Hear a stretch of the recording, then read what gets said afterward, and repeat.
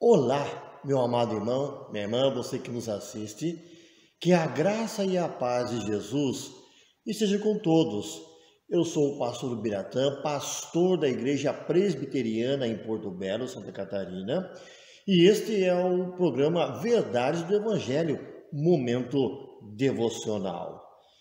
No final deste vídeo, se você gostar, curta, compartilhe com um amigo, envie para uma pessoa que está precisando do conforto e o consolo de Deus. Dê também o seu like. Acompanhe comigo.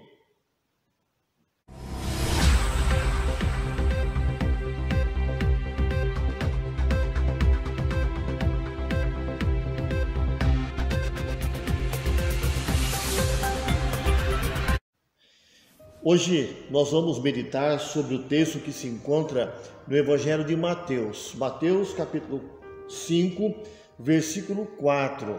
Mateus capítulo 5, verso 4 diz assim: Bem-aventurados os que choram, porque serão consolados.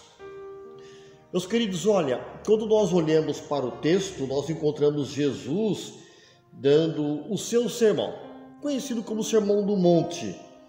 E o versículo 4, existe um momento em que Jesus fala assim: olha, que todos aqueles que choram serão consolados. Isso mostra que nós estamos debaixo da ação de Deus e que Ele nos olha e nos vê e age confortando-nos nas horas mais difíceis. É claro que o nosso texto aqui muito mais se retrata a questão daqueles que choram por causa dos seus pecados, das consequências do pecado. Sim, todos nós somos pecadores, as consequências vêm. Deus sabe que somos pó, Deus sabe que você tem dificuldades. Mas, por incrível que pareça, nas palavras de Jesus, nós entendemos assim que Deus é aquele que tem compaixão da nossa vida, porque Ele sabe o quanto nós somos frágeis.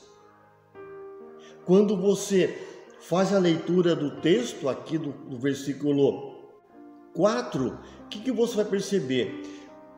A primeira coisa que nós destacamos aqui, ao ler o versículo, é a palavra chorar, ou verbo chorar. Bem-aventurados os que choram. O verbo aqui chorar é um termo muito forte. Ele se encontra na língua grega para denotar dor e sofrimento. É o termo mais forte que existe para designar o nosso sofrimento, as nossas dores. O termo é usado para se referir àquelas pessoas que perderam alguém querido, alguém da família. É o lamentar pela ausência de alguém que fez parte da sua vida. Na tradução do Velho Testamento para o grego, chamado de Septuaginta, o termo foi colocado para designar o lamento de Jacó quando ele acreditou que José tinha morrido. É um tipo de dor que não pode esconder ou conter. É um tipo de dor que não só fica no coração, que dói o coração. É o tipo de dor que faz subir aos nossos olhos as lágrimas que não podemos segurar.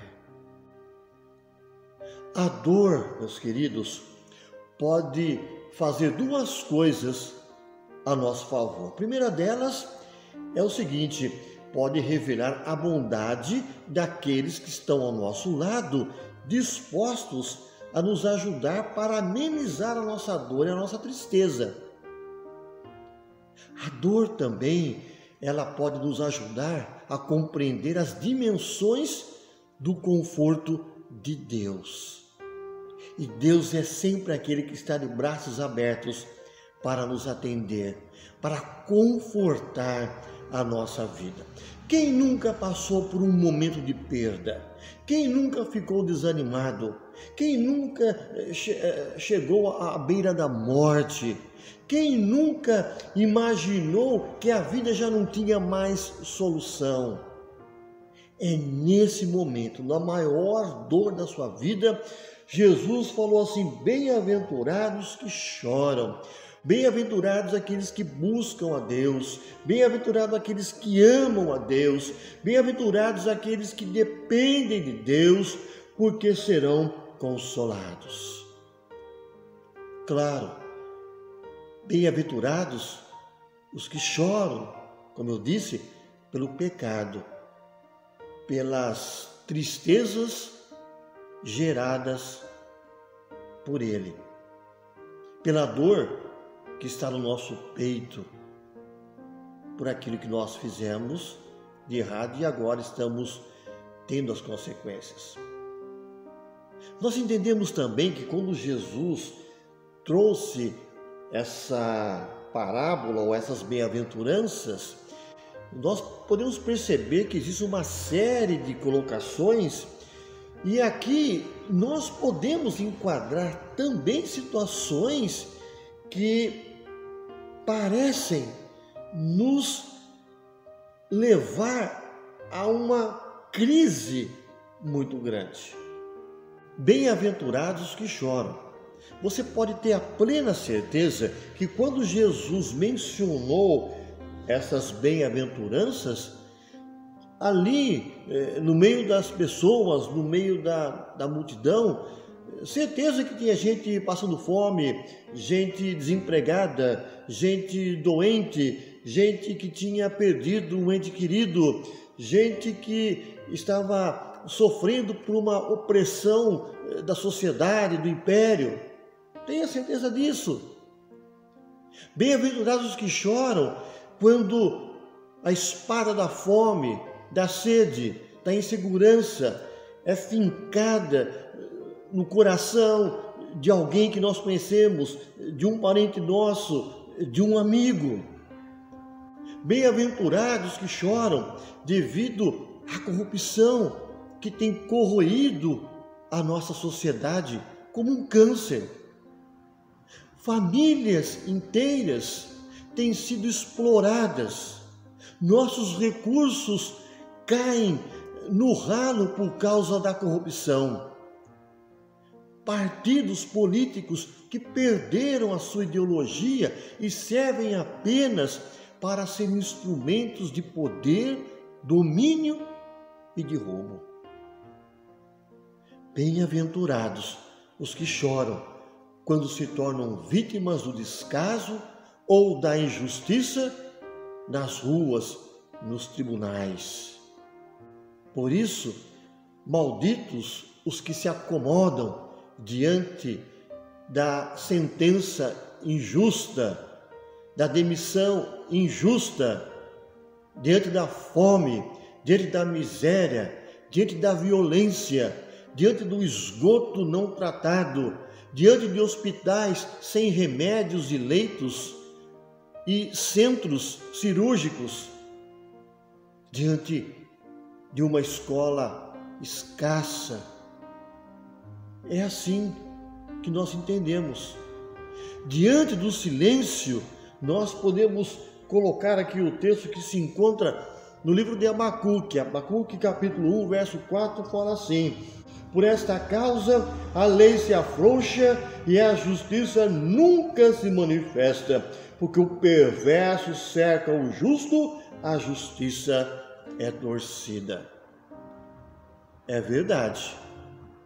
Quando se calam, quando deixam de chorar, quando deixam de clamar, a injustiça vai crescendo, vai dominando, vai nos deixando cada vez mais cabisbaixos.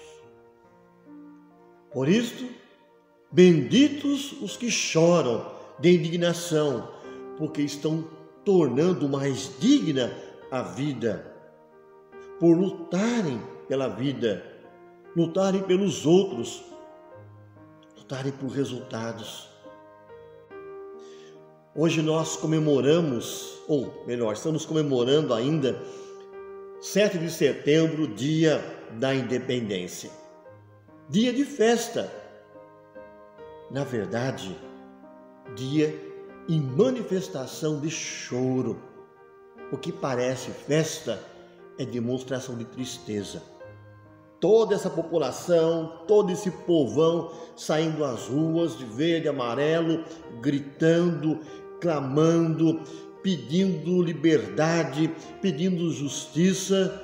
São pessoas que aparentemente estão alegres porque estão numa manifestação, mas na verdade os corações das pessoas, o coração da nossa nação está ferido, está quase que parando.